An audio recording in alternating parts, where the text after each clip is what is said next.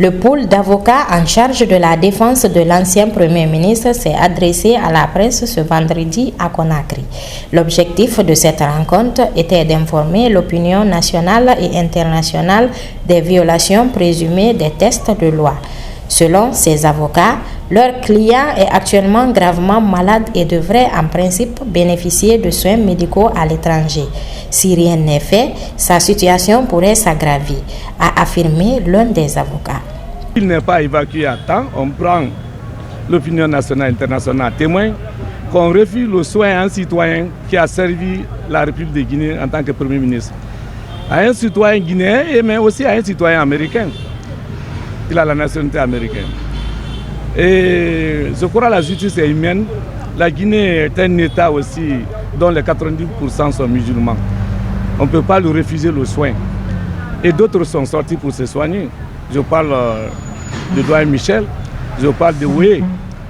Mais ils sont sortis tardivement parce que leur pathologie persiste et c'est tard. C'est pourquoi nous avons provoqué ces libertés. Le référé là pour demander, parce qu'il est déjà libre depuis sur la décision internationale de CEDEAO, dont on refuse sa liberté. La CRIEF a ordonné sa liberté avec une caution de 3 milliards. On a refusé cette liberté. Mais maintenant qu'il est condamné à mourir s'il n'est pas soigné, nous allons attirer l'attention de la justice pour que, quand il va trépasser, que ça sera de leur faute. Parce qu'ils ont refusé de le soigner. Dès l'entame, son avocat a annoncé avoir déposé un recours devant la Cour suprême dans le but d'obtenir l'annulation de la décision de la CRIEF en date du 13 octobre qui prolonge la détention de son client.